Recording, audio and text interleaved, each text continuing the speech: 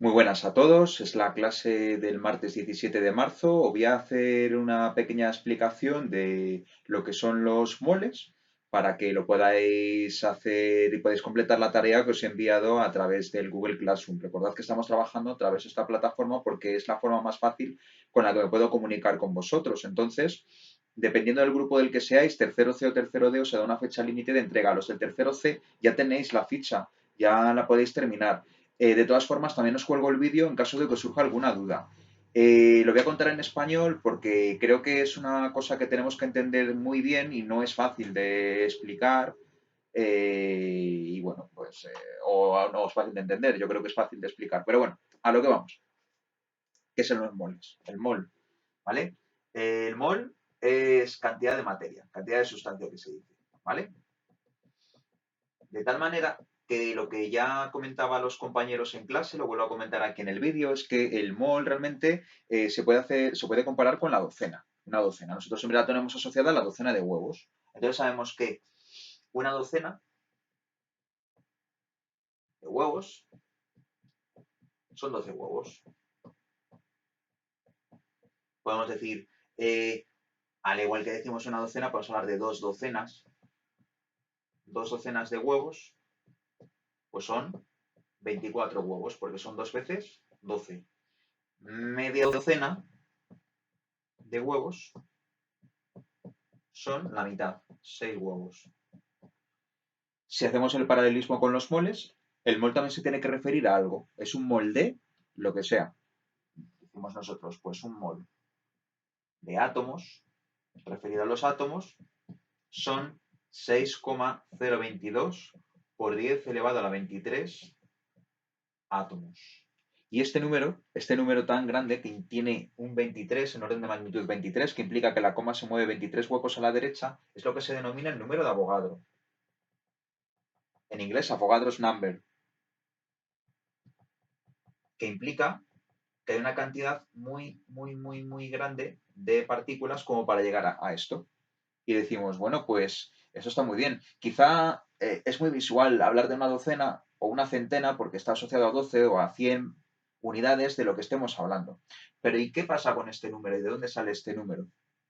Para saber de dónde sale este número, tenemos que tener en cuenta lo que es la masa del átomo. ¿Dónde está concentrada la masa? Sabemos, basándonos en el modelo de Rutherford, que toda la masa se concentra en el núcleo, donde se encuentran los protones y los neutrones.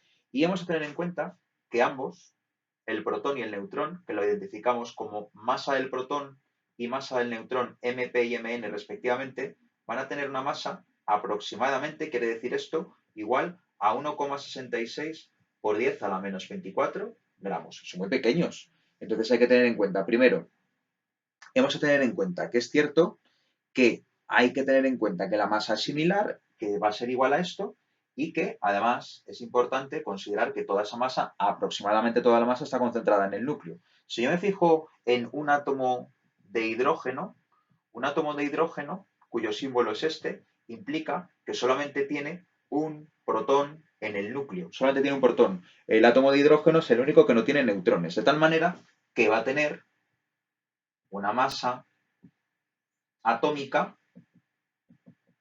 igual a una unidad de masa atómica, es decir, una unidad de masa atómica que se define así como el protón o el neutrón, en este caso el protón, ¿vale? Son todas las partículas del núcleo, se llaman nucleones y se las puede considerar como unidades de masa atómica. Por no escribir toda la palabra, se pone una U con un puntito. Esa U con el puntito ya te dice, son unidades de masa atómica. Como todas tienen la misma masa, lo podemos poner así. Claro, esto es como si yo comprase una bolsa de naranjas y digo, he comprado una bolsa de naranjas que tiene una masa de 12 naranjas. Podemos decirlo así, pero no quedaría lógico. Lo suyo es que yo, en lugar de hablar de unidades, lo transforme a gramos. En química existen dos unidades. La unidad de masa atómica, que es cómoda porque solamente se limita a contar con un número entero todas las partículas del núcleo y su equivalencia en gramos, dado que la masa del protón y la masa del neutrón es la misma. De tal manera que esto va a ser igual a 1,66 por 10 elevado a la menos 24 gramos. Fijaos qué masa más pequeñita. Un orden de magnitud menos 24. Le pasa igual que al número de Avogadro, pero al contrario. Son 24 huecos que habría que mover, 24 cifras que habría que mover la coma hacia la izquierda. Ahora os digo, si yo cojo otro átomo como por ejemplo el segundo más pesado, que es el átomo de helio, cuyo símbolo es 42He, yo sé que este va a tener 2 protones y 2 neutrones, porque me lo indica el número másico, que es el mass number, que decíamos en clase, el mass number es el más alto, el que se aparece más alto y el que es el que tiene un valor más elevado. De tal manera que esto te va a quedar así. La masa atómica será 4 veces la masa de cada partícula, porque vuelvo a repetir, son la misma masa, son aproximadamente similares, con lo cual puedo hablar de esto. Es como si dijéramos en la equivalencia con la bolsa de naranjas. En lugar de tener 12 naranjas, pues tenemos 20 naranjas. Queda muy bien, pero no deja de ser una unidad que no es muy visual. Lo que vamos a hacer nosotros va a ser su equivalencia con lo que es la masa en gramos. La puedo poner así. 4 veces la masa de cada una. 1,66 por 10 elevado a menos 24 gramos. Bueno, pues Avogadro pensó en una cosa y dijo, ¿por qué no coger un número grande de partículas, un número grande de átomos de hidrógeno, de átomos de helio, de átomos de carbono, de átomos de litio, y vamos a pesarlo en una masa que sea visible o medible para una balanza normal? Basándose en la masa del átomo más pequeño, el más ligero, que va a ser el átomo de hidrógeno, dijo, bueno, pues esta es la referencia, que es el que menos masa tiene. Vamos a pensar cuántos átomos de hidrógeno necesitaré para conseguir tener un gramo. Un gramo. Entonces pensó en una balanza con 2 platillos. Y en esos 2 platillos pensó en lo siguiente. Dijo, vale, vamos a ponernos en uno una pesa de 1 gramo.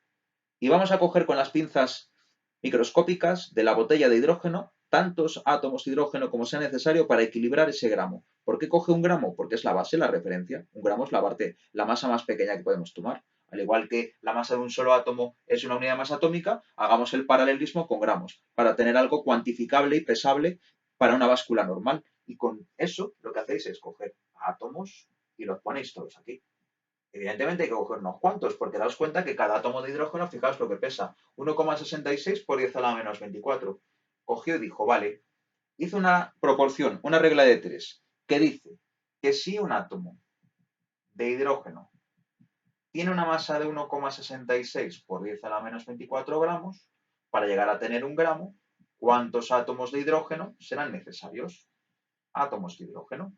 Con lo cual resolvió la regla de 3 y dijo, X será igual a 1 gramo por un átomo de hidrógeno entre 1,66 por 10 a la menos 24. Y de aquí sacó aproximadamente el valor de su número de Avogadro, 6,022 por 10 elevado a 23 gramos.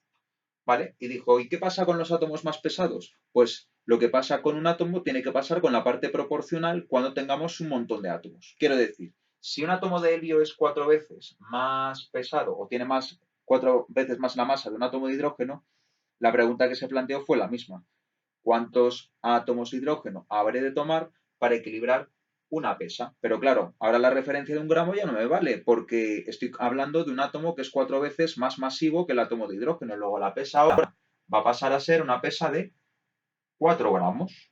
Y se planteó lo mismo. ¿Cuántos átomos de helio he de poner en el platillo izquierdo como para equilibrar el peso? Y dijo, un átomo de helio pesa 4 veces, lo voy a poner bien para que lo veáis bien ahí en casa, 4 veces la masa de cada átomo de hidrógeno. Ahora cambiáis por 4 gramos aquí y saldrán X átomos de helio. ¿Cuánto vale X? Será 4 gramos partido 4 por 1,66. Y evidentemente vuelve a llegar el mismo número. Es decir, tomando la referencia del hidrógeno, así se van cogiendo todos los posibles o todos los sucesivos átomos. Simplemente es eso. Entonces, la tabla, la que tenéis que ir completando, lo que os va dando son diferentes ejemplos, ¿vale? Entonces, si vosotros tenéis en cuenta esto, hay que trabajar con una idea clara.